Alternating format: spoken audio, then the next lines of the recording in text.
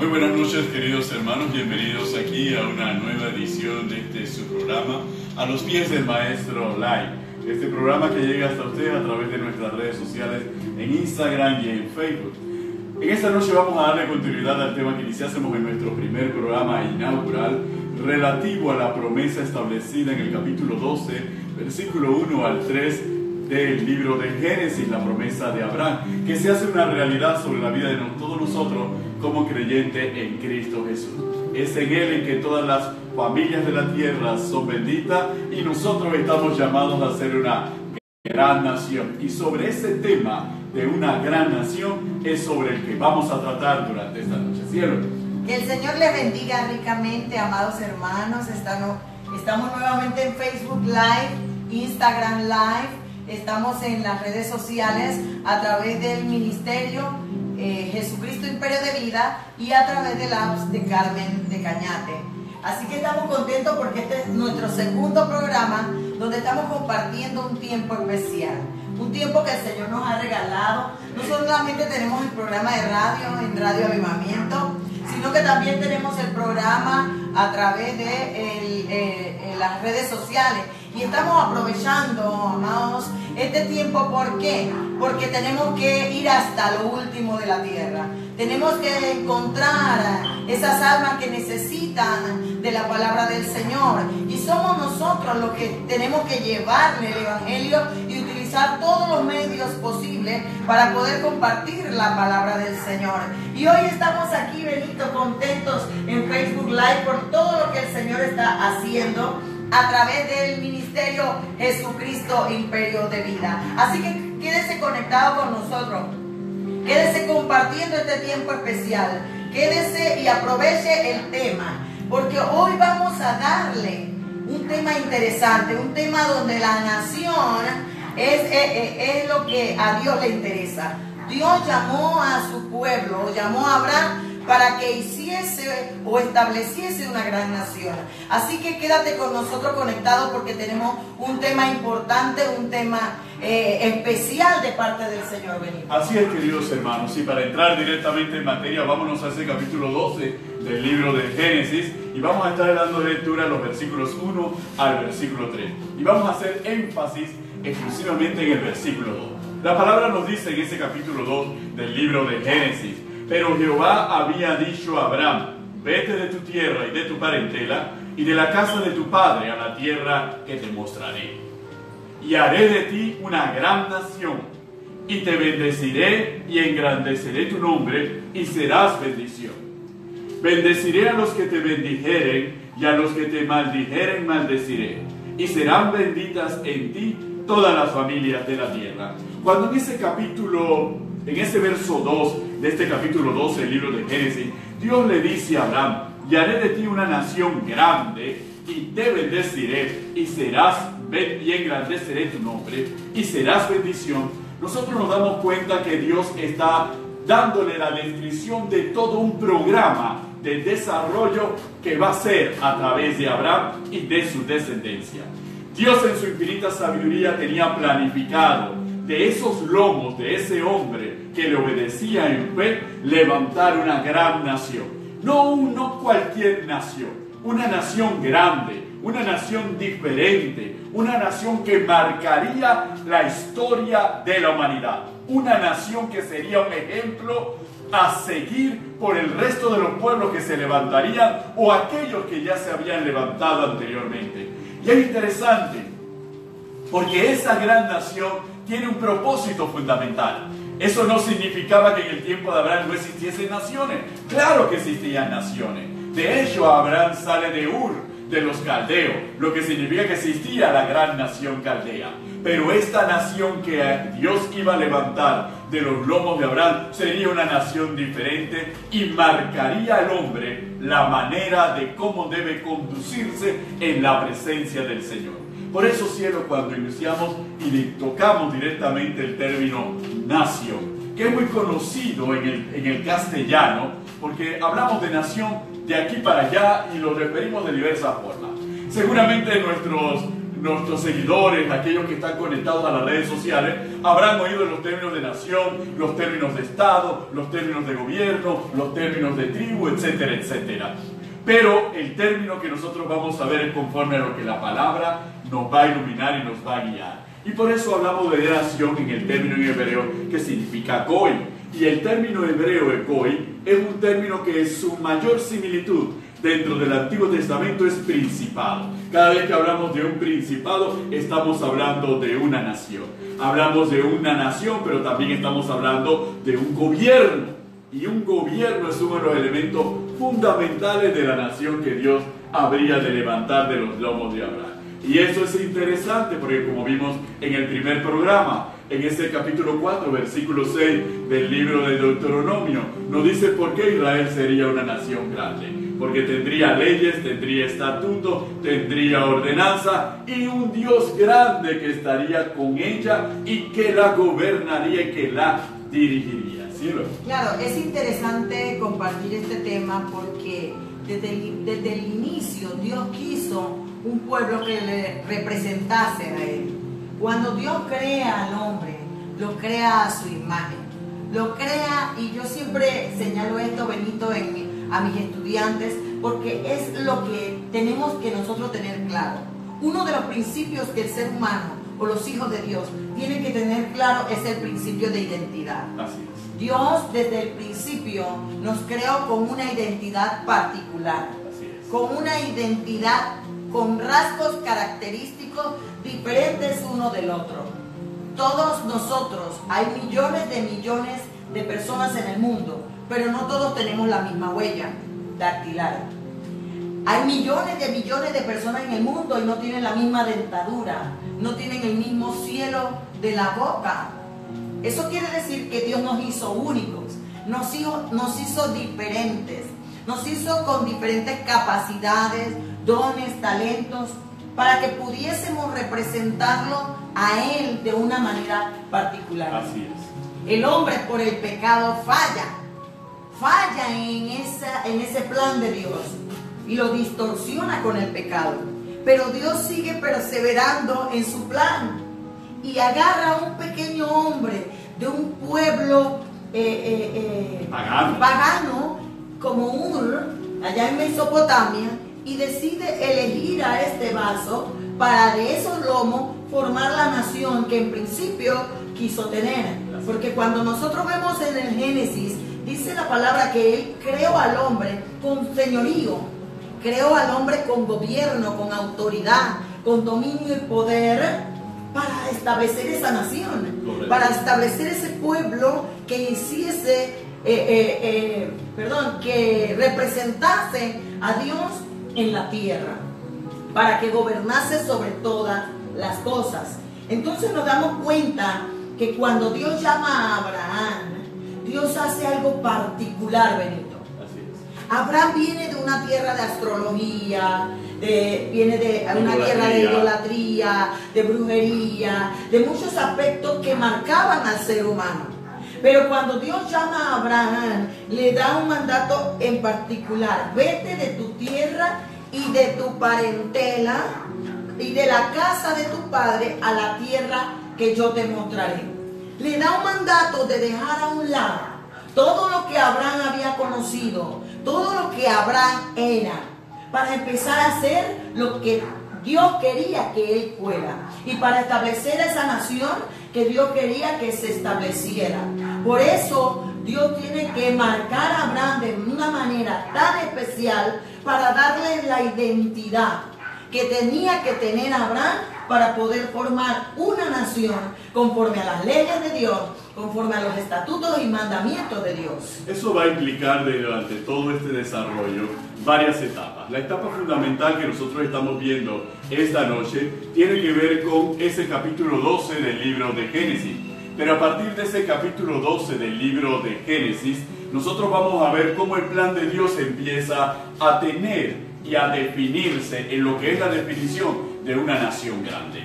Eso nos va a llevar directamente hasta Egipto, y eso nos va a llevar a ese desierto en el Sinaí, y ese desierto que está cerca de la tierra de Canaán. ¿Por qué? Porque la promesa de hacer de él una nación grande se iba a cumplir precisamente con el pueblo de Israel.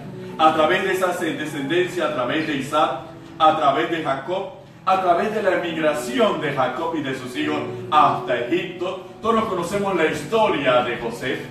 ¿Y cuál es el propósito de que José forme parte del gobierno de una nación que en ese momento se consideraba la nación más grande sobre la tierra, que era fundamentalmente la nación de Egipto, el imperio más poderoso de esa época? Pero Moisés sería elegido para levantar una nación mucho más fuerte, una nación cimentada. El cumplimiento de las promesas empezaban a darse. Y es a Moisés a quien Dios le va a dar el depósito de las leyes, los estatutos, las ordenanzas que habría de seguir el pueblo, que le habrían de construir colectivamente esa identidad como el pueblo de Dios. Ese concepto de Israel que persiste hasta nuestros días sería definido especialmente a partir de esa obra que se va a desarrollar en el monte Sinaí y que se empieza a constituir esa nación. Dios le empieza a dar al pueblo un gobierno, y ese gobierno está fundado en leyes, y ese gobierno está fundado en principios, y esos principios y esas leyes, como bien nos señala Carmen, definen la identidad de aquellos hombres que andan bajo esos principios y bajo esas leyes. No como las otras naciones del mundo señalan en las Escrituras, sino de una manera diferente. Una nación apartada, una nación santa. Y esa nación para este tiempo somos nosotros. Es usted y somos nosotros, el pueblo de Dios, el que ha sido elegido por Dios. Por eso vemos que en Pedro nos habla de que nosotros somos ese pueblo adquirido. Nosotros somos esa nación santa para anunciar todo el poder del Evangelio, las buenas noticias, porque nosotros andamos bajo un reino y bajo un gobierno, el reino de nuestro Señor Jesucristo, Rey de Reyes y Señor de Señores. Hay un principio fundamental que tenemos que comprender: el lenguaje del Antiguo Testamento y el lenguaje del Nuevo Testamento. En el lenguaje del Antiguo Testamento, cuando Dios está hablando de Abraham y que haría de él una nación, ¿verdad? Implica claramente, y no solo una nación, sino una nación grande. Implica claramente de que sería un pueblo con una identidad cultural, que sería un pueblo de integridad territorial y gubernamental. Sería un pueblo gobernado por el mismo Dios. Así es. Sería un pueblo teocrático, ¿verdad? Entonces nos damos cuenta claramente que sería un pueblo especial que se acogería a la promesa de Dios. Así es. Y por eso nosotros tenemos que comprender que la grandeza de Israel no se fundamentaba en los grandes hechos que hiciesen ellos, sino en los grandes hechos de su Dios. Así es. ¿Por qué? Porque todo lo que ellos realizaban, todo lo que el pueblo realizaba, lo realizaba Dios a través de ellos. No eran ellos per se. Entonces nos damos cuenta, cuando nosotros nos vamos al libro de Deuteronomio, Dios explica claramente su propósito con su pueblo o con esta nación grande que saldría de los lomos de Abraham. Dice, porque tú eres, mira lo que le dice desde el capítulo 7, verso 1 de Deuteronomio. Le dice Dios a Israel: cuando Jehová tu Dios te ha introducido en la tierra en la cual entrarás para tomarla, y haya echado de delante de ti a muchas naciones, al Eteo, al Gergeseo, al Amorreo, al Cananeo, al Pereceo, al Ebeo y al Jebuseo, 7 naciones mayores y más poderosas que tú, que era lo que tú decías, Benito, antes, que no era que no había naciones, había naciones más poderosas y mayores que el pueblo de Israel. Pero dice, y Jehová tu Dios te haya entregado delante de ti y las haya derrotado. Mira que no lo hace Israel, es Dios el que derrota a las naciones, es Dios el que le entrega esa tierra a Israel. Y le dice, y le da mandatos, y le dice, las destruirás del todo, no harás con ellas alianzas, ni tendrás de ellas misericordia, o sea, no tendrás ningún trato con esa nación. Así es. No emparentarás con ellas. En otra versión dice, no tendrás matrimonio con ellas. No darás tu hijo a su hijo, ni tomará a su hija para tu hijo, porque desviará tu hijo de en pos de mí. Porque el principio de la nación es Dios como cabeza y gobierno de toda la nación. Entonces dice, y desviará tu hijo de en pos de mí, y servirán a dioses ajenos. Y el furor de Jehová se encenderá sobre vosotros y te destruirá pronto. Mas así habéis de hacer con ellos. Sus altares destruirás, quebrarás sus estatuas y destruiréis sus imágenes de acera y quemaréis sus esculturas en el fuego. Porque tú eres pueblo santo de Dios, para Jehová tu Dios. Jehová tu Dios te ha escogido para hacerle un pueblo especial, más que todos los pueblos que están sobre la tierra.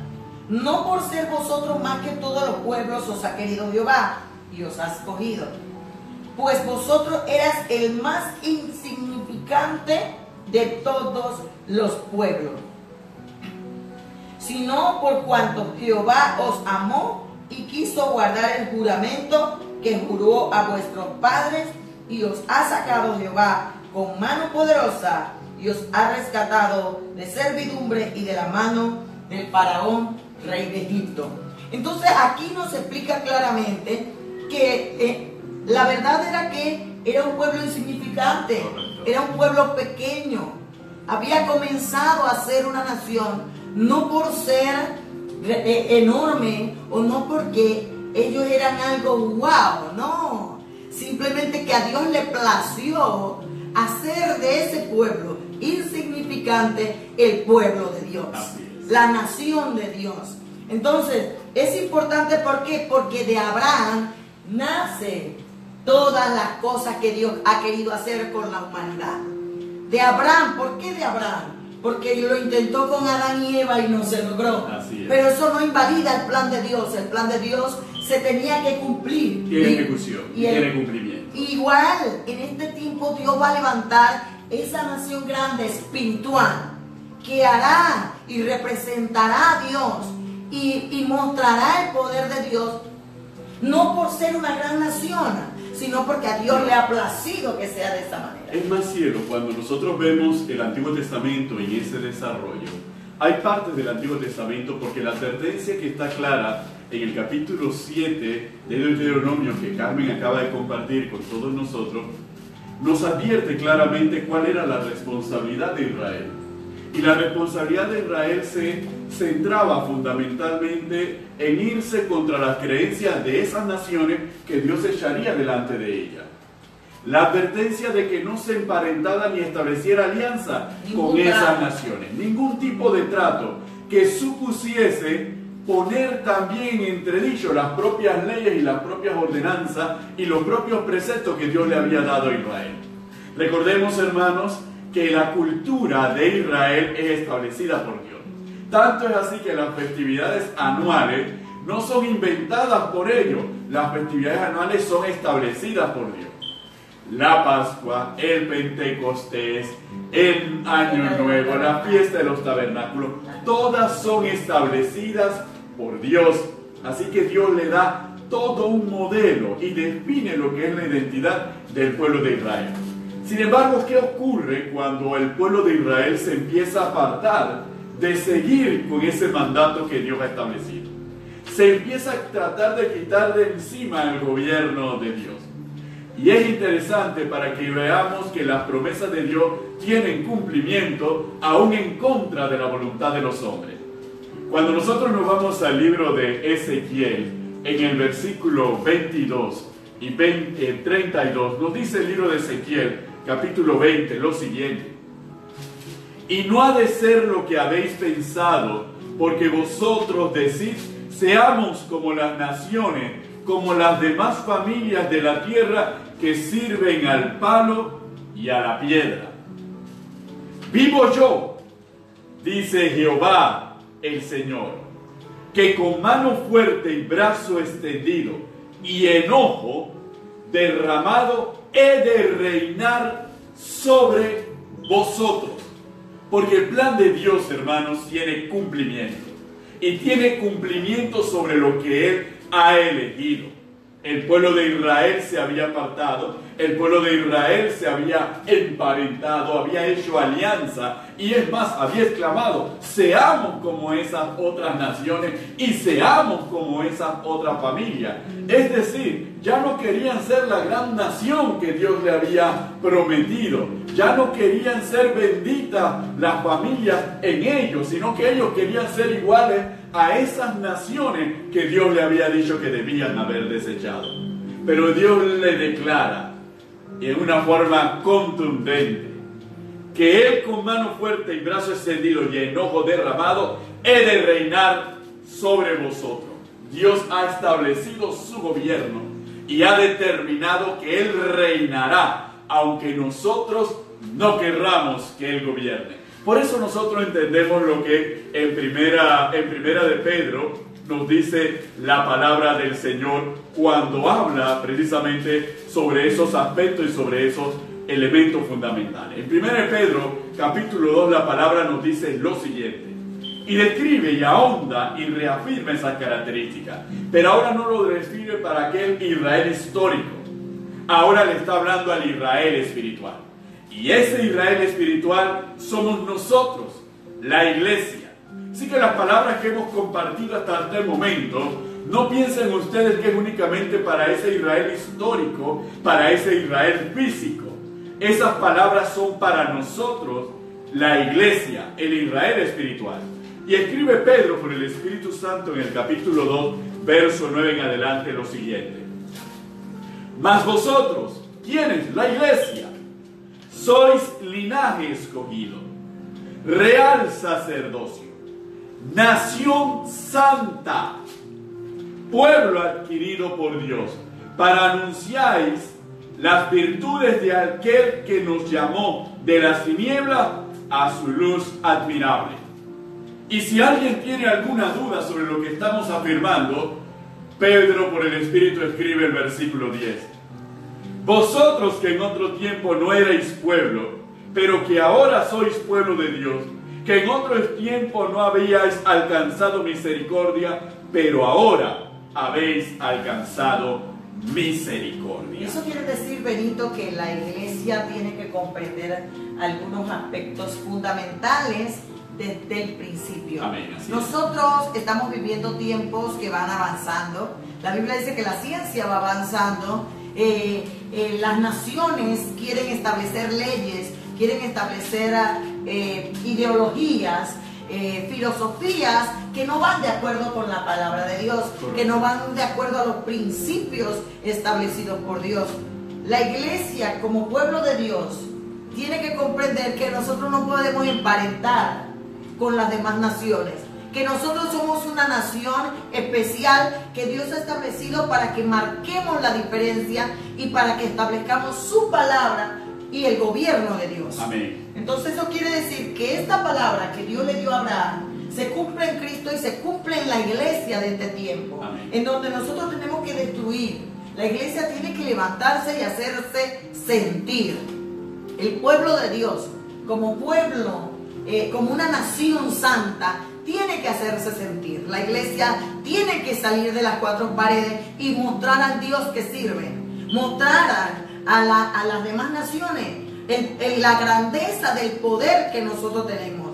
No por nosotros, sino por el Dios al que servimos. ¿Y por qué te lo digo, Benito? Porque uno de los aspectos fundamentales que Dios le mostró a Abraham en el término Goy, porque el principio fundamental del pueblo judío, cuando se habla de nación, por eso que usted ve que los judíos van a las diferentes naciones, pero no se mezclan. Correcto. Ellos tienen sus propias normas, sus propias leyes, sus propios días festivos. Ellos no celebran los días de otros pueblos, ellos celebran sus días establecidos por Dios en su palabra. Es porque ellos siguen estableciendo su identidad donde quiera que vayan. Y los cristianos debemos ser así. No porque estamos en un trabajo secular, nosotros vamos a emparentar con lo secular. Nosotros tenemos que demostrar con nuestra identidad, donde quiera que vayamos, que somos la nación grande que Dios ha establecido.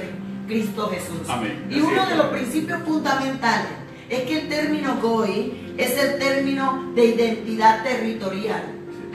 La iglesia como pueblo de Dios tiene que tener una identidad territorial. Debe saber que tiene derechos y tiene herencia, tiene posesiones que adquirir de parte de Dios, que no se las podemos negociar con las demás naciones, aun cuando sean mayores y más poderosas. No pueden ser ni mayores ni más poderosos que el Dios al que nosotros servimos. Amén. Entonces, eso quiere decir que lo que los israelitas comprendían era que ellos eran un grupo de personas que son unidos, tienen una unidad en cuanto a su origen, su idioma, la tierra, las leyes y el gobierno. El pueblo de Dios, la iglesia de Dios, debe comprender que tenemos que estar unidos por el mismo Dios, por el mismo origen en Cristo, por las mismas leyes, por el mismo idioma. ¿Cuál es el idioma de nosotros como iglesia? La palabra de Dios. Por el mismo gobierno. Cuando hablamos del gobierno, estamos hablando de un sistema de estatutos, de principios, de valores que son diferentes. Y esto lo comprende tan bien Israel, que nosotros también tenemos que comprenderlo en este tiempo. Y es específicamente dentro de ese aspecto que nosotros podemos entender. Hermanos, cuando nosotros leemos las epístolas paulinas, por ejemplo, nos damos cuenta que la gran preocupación de Pablo, y si nos vamos a las epístolas de Juan, la gran preocupación de Pablo, la preocupación de Pedro y la preocupación de los apóstoles era precisamente el punto de la identidad, porque ellos estaban levantando a la iglesia en medio de un pueblo entregado a la idolatría y al paganismo. Así es. En medio de un pueblo entregado a las ciencias ocultas, en medio de un pueblo entregado al arte de la guerra y a la filosofía. Entonces, en medio de esa connotación, ellos tienen que levantar una nación. Tienen una nación santa. ¿Y cómo tienen que levantar esa nación santa? ¿Sobre qué van a cimentar la santidad de esa nación? Y por eso es que tienen que hacer esa advertencia una y otra vez a las distintas comunidades. Por ejemplo, en la carta a los Colosenses estamos tratando en este momento. En el capítulo 2 Pablo le escribe: por tanto, de la manera que habéis andad en él, arraigados y sobreedificados en él, y confirmados en la fe, así como habéis sido enseñados, abundando en acciones de gracia. Mirad que nadie os engañe por medio de filosofías y huecas sutilezas, según las tradiciones de los hombres, conforme a los rudimentos del mundo, y no según Cristo, porque en él habita corporalmente toda la plenitud de la deidad, y vosotros estáis completos en él, que es la cabeza de todo principado y potestad, gobierno y señorío. Pero es interesante cómo lo expresa en la carta a los Efesios, en el capítulo 4. ¿Y por qué? Como Carmen nos ha compartido, es necesario que nosotros nos movamos en unidad. Porque una nación se tiene que mover en unidad. Por eso ese capítulo 4 es una oda, es un canto a la unidad de la iglesia. Y mira cómo inicia el capítulo 4. Yo pues preso en el Señor os ruego que andéis como es digno de la vocación con que fuisteis llamados, con toda humildad y mansedumbre, soportándonos con paciencia los unos a los otros, solícitos en guardar la unidad del Espíritu en el vínculo de la paz. Un cuerpo y un espíritu, como fuisteis también llamados en una misma esperanza de vuestra vocación. Un Señor, una fe, un bautismo, un Dios y Padre de todos, el cual es sobre todos y por todos y en todos. Entonces, la palabra es contundente de la necesidad de que nosotros andemos en esa unidad. Y andarán dos juntos si no estuvieren de acuerdo. Y nuestro acuerdo es sobre las verdades de la palabra. Nuestro común acuerdo es sobre las verdades de la palabra. Sobre eso se cimenta la unidad. En ese versículo 13 del capítulo 4 dirá: hasta que todos lleguemos a la unidad de la fe y del conocimiento del Hijo de Dios, a un varón perfecto, a la medida de la estatura de la plenitud de Cristo. ¿Para qué? Para que ya no seamos niños fluctuantes, llevados por doquiera por todo viento de doctrina, por estratagemas de hombres que para engañar emplean con astucia las artimañas del error. Esa es la preocupación de los apóstoles. La identidad de la iglesia, la nación santa de este tiempo, la única nación santa de este tiempo sobre la tierra es la iglesia. Y es interesante porque mientras el término hebreo es goy y está vinculado a territorio, el término griego para referirse a nación es etnos y se refiere a personas, a individuos. Entonces, cuando nosotros unimos esos términos, nosotros comprendemos por qué Pablo habla en la carta a los Filipenses de que nuestra ciudadanía no está aquí en la tierra. Nuestra ciudadanía es celestial. Porque si tú formas parte de una nación, tienes la ciudadanía de esa nación.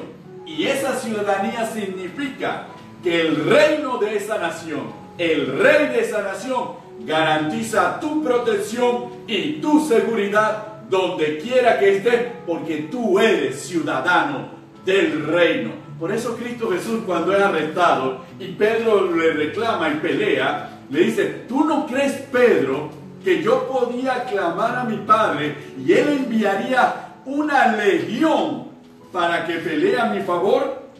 Porque ese es el poder del reino, hermano.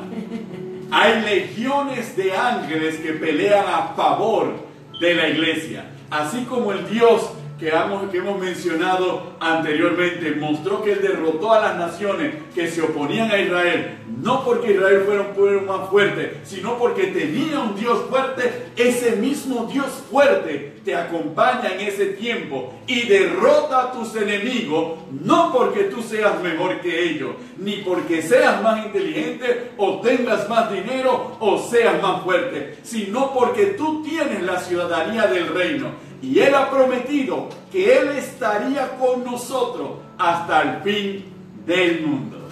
¿Cierto? Claro que sí, Benito. Es interesante porque en los programas que continuarán vamos a estar hablando un poquito más de gobierno, amén, de ciudadanía y de los derechos que muchos de ellos conocían. Por ejemplo, tú hablabas en alguno de las predicaciones anteriores en la iglesia con respecto a cómo Pablo tenía las dos ciudadanías y sabía aplicarla en un momento dado para adquirir derechos. Nosotros tenemos que comprender que tenemos dos ciudadanías. Nosotros tenemos la ciudadanía terrenal, pero también tenemos la ciudadanía celestial, ¿verdad? Y muchos de nosotros nos aferramos a la terrenal y dejamos de aprovechar los derechos que como herederos de la ciudadanía celestial tenemos. Entonces es interesante este tema es amplio. Tenemos mucho que decir con respecto a Abraham, a la nación grande que Dios aún en este tiempo está estableciendo a través de la iglesia. Amén. Y me interesa mucho lo que ha hablado sobre el término etnos, que significa gente. Pero cuando nosotros vamos a Éxodo capítulo 19, verso 4 dice: vosotros visteis lo que hice a los egipcios y cómo os tomé sobre alas de águila y os he traído a mí. Ahora pues, si diereis oído a mi voz y guardareis mi pacto, vosotros me seréis mi especial tesoro sobre todos los pueblos, porque mía es toda la tierra. Aleluya. Y vosotros me seréis un reino de sacerdote y de gente santa. Entonces allí, cuando Dios le está hablando en ese tema en particular, trata de un término llamado Am. Exacto. Am significa, hablándole al pueblo de Israel, ya no de Goy. Goy es identidad territorial. Aquí le está hablando al pueblo de Israel de Am, una identidad de relación, Amén. una identidad de intimidad y de comunión, pero no por ser ellos. Se lo está hablando, ¿por qué? Porque la identidad personal que el pueblo de Israel tenía se basaba o se fundamentaba en sus antepasados. Sí. Por eso, cada vez que Israel invocaba, hablaba del Dios de Abraham, del Dios de Isaac y del Dios de Jacob.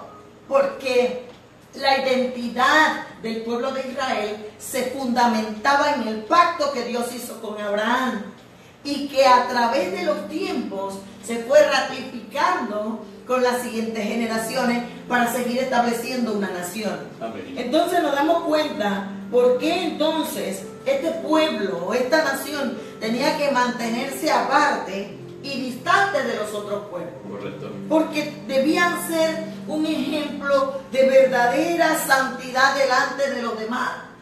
No podían mostrarse igualito porque era uno más del montón. Correcto.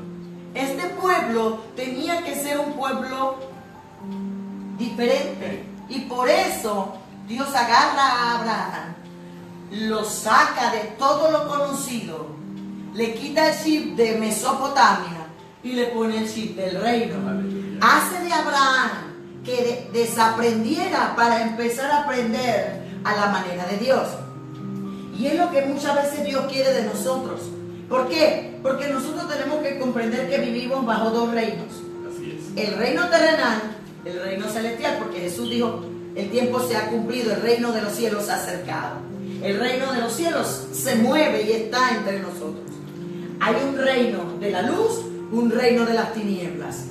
Hay un reino de Dios y el reino de Satanás. ¿Cuál reino estamos estableciendo nosotros? Aleluya. ¿Qué estamos haciendo? ¿Nos estamos mezclando o estamos siendo ese pueblo especial? Estamos siendo ese especial tesoro de parte de Dios que muestra a través de su comportamiento, a través de sus actitudes, su relación. ¿Con cuál reino? ¿Con el de Dios o con el de Satanás? ¿Con el de la luz o con el de las tinieblas? Porque hay una lucha, Benito. Exactamente. Y la Biblia dice en ese mismo libro de Colosenses que Dios nos ha librado de las tinieblas y nos ha trasladado al reino de su Hijo amado, en quien tenemos redención por su sangre, el perdón de los pecados. Eso quiere decir que nosotros tenemos que comprender que el reino al cual nosotros pertenecemos es el de Dios. Y cuando nosotros pertenecemos a ese reino, dice que ese reino es de gente, de sacerdotes y gente santa. Una persona, gente con identidad. Amén. Gente con rasgos que los caracteriza y muestran la manifestación del reino al cual pertenece. Si tú andas en pecado, si yo ando en pecado, yo muestro el reino de pecado, de muerte, el reino de tinieblas.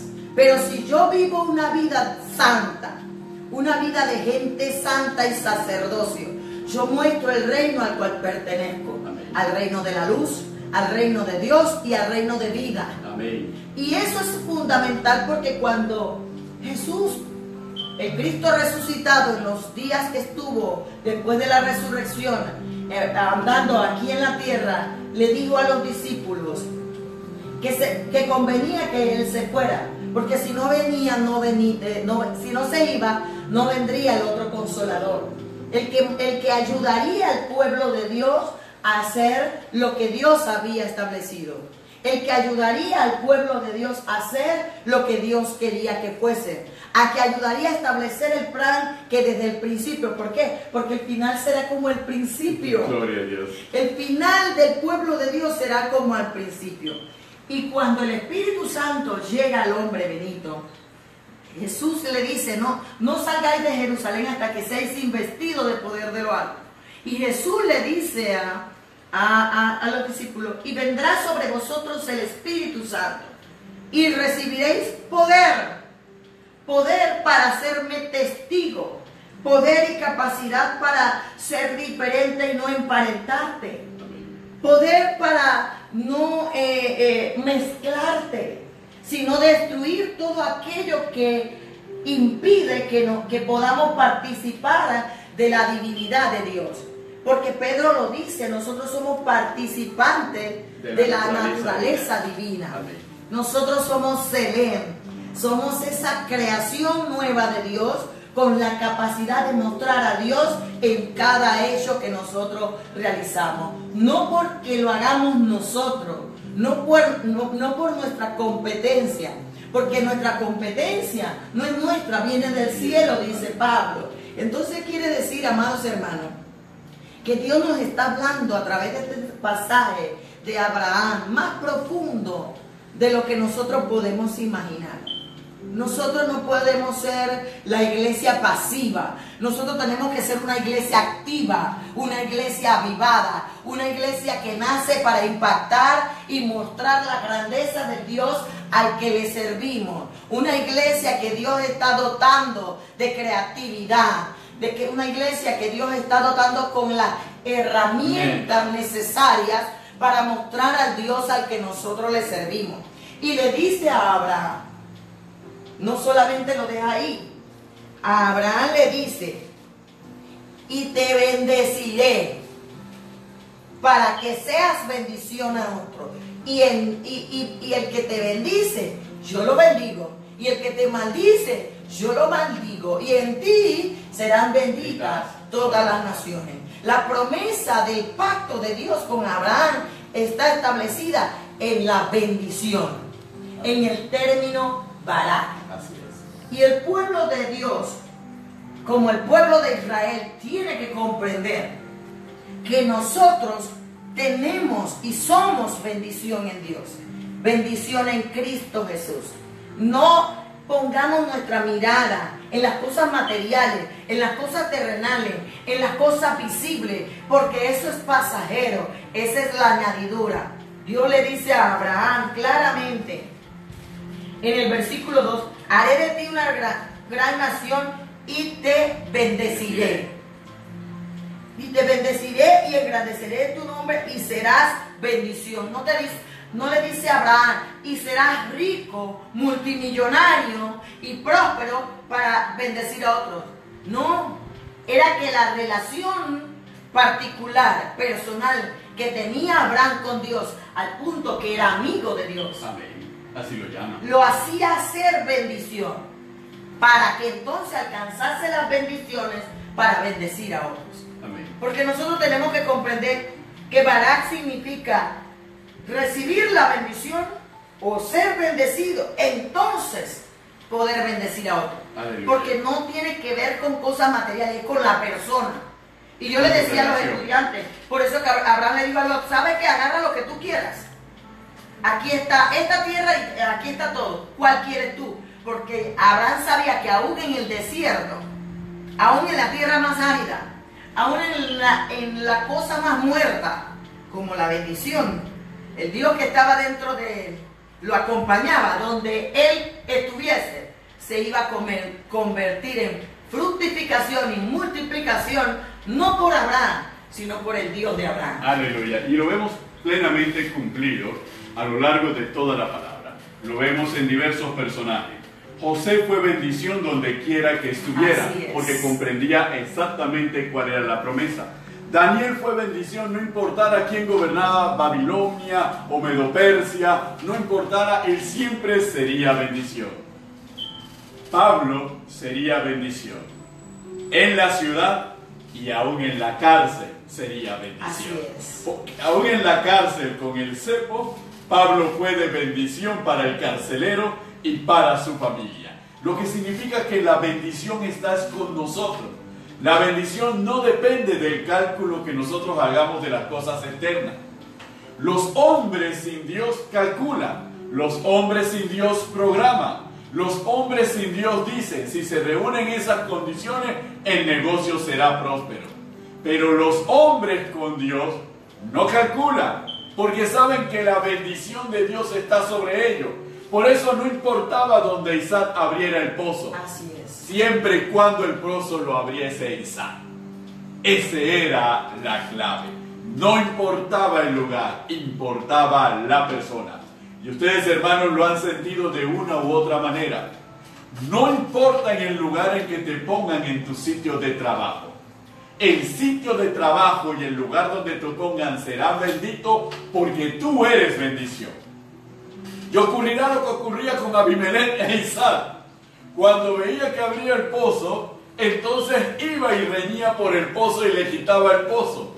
Así iba sucesivamente porque pensaba que era en la tierra donde estaba la bendición. No, al final reconoce, indudablemente Jehová está contigo, porque donde tú quieras que vayas, ahí está la bendición. Es igualmente el concepto que nosotros como hijos de Dios tenemos que tener. Y eso forma parte de la identidad. Saber quiénes somos en Cristo Jesús. Saber que la bendición no depende de cosas externas. La bendición depende de nuestra relación con Dios. Depende del amor que le tengamos a Dios. Depende de la obediencia que tengamos a Dios. Por eso sabemos que podemos hacer río en medio de desierto. ¿Por qué? Porque el desierto no determina mi suerte, sino la bendición que ha sido proclamada sobre mí es lo que determina lo que va a ocurrir y lo que va a acontecer. Por eso que en ese capítulo 28 de Deuteronomio dice que serás bendito en el campo y serás bendito en la ciudad y será bendita la obra de tus manos. No importa el material que agarre, será bendito porque lo agarraste tú y lo desarrollaste tú. Entonces nosotros tenemos que estar claros sobre ese elemento. Y otro elemento sobre el que tenemos que estar claros es que existen dos reinos. Un reino de las tinieblas y un reino de la luz, compartía Carmen. Hay un reino visible y un reino invisible. Y ese reino está determinado con mucha claridad, lo vemos en la carta a los Efesios. En Efesios capítulo 3, verso 10, la palabra del Señor nos dice: para que la multiforme sabiduría de Dios sea ahora dada a conocer por medio de la iglesia a los principados y potestades en los lugares celestiales. Pero esos principados y esas potestades en los lugares celestiales forman parte de las potestades y principados establecidos por Dios. Pero el mismo Efesios capítulo 6 verso 12 nos dice lo siguiente: porque no tenemos lucha contra sangre y carne, sino contra principados, contra potestades, contra los gobernadores en las regiones de las tinieblas de este siglo, contra huestes espirituales de maldad en las regiones celestes. Entonces hay un reino invisible establecido por Dios y hay un reino invisible regentado por Satanás. Pero todo el señorío está en manos de nuestro Dios y Padre Todopoderoso, porque ese poder le ha sido dado a la iglesia. Nuestro Señor Jesucristo en el capítulo 28 del Evangelio de Mateo se recoge la siguiente frase: toda potestad me es dada en los cielos y en la tierra. ¿Y la delega en quién? En nosotros, de la iglesia. Nosotros somos ese reino en la tierra. Cada vez que la iglesia se mueve en obediencia, cada vez que la iglesia se mueve en amor, se mueve de acuerdo a su identidad en Cristo Jesús, el reino de los cielos se está moviendo. Por eso es que la palabra nos habla y tenemos la responsabilidad de predicar este evangelio del reino. Este evangelio cimentado sobre estas verdades, sobre esta palabra. No es cualquier evangelio. No es el evangelio que me parece a mí. No es el evangelio que le parece al otro. Es el evangelio del reino. Aquel evangelio que tiene por cabeza a Cristo Jesús. Y aquel evangelio que está cimentado sobre mandamiento y sobre mejores promesas. Nos dice la carta a los hebreos. Mejores promesas que las de Abraham. Mejores promesas son las que nosotros hemos recibido en nuestro Señor Jesucristo. Eso es lo que nos define a cada uno de nosotros como participantes y como personas actuantes y que ejercemos el poder. Por eso fue necesario el Espíritu Santo. Porque ¿cómo hemos de ejercer gobierno sobre las tinieblas? Porque las tinieblas tienen atadas a muchas personas por el pecado, por la enfermedad, por el vicio, por la filosofía, por la falsa doctrina, por la idolatría. ¿Cómo podemos desatar a las personas de la esclavitud? De la misma manera que nosotros fuimos desatados, a través del poder del Espíritu Santo. Porque un reino necesita tener poder. El poder es la coactividad, la capacidad que tiene el reino de imponer sus decisiones, porque tiene suficiente poder para hacerlas imponer. Por eso cuando tú declaras en el nombre de Jesús que eres libre, es porque eres libre, porque lo declaras en el nombre que es sobre todo nombre y ante el cual toda rodilla se dobla, en los cielos, en la tierra y debajo de la tierra. Porque nuestro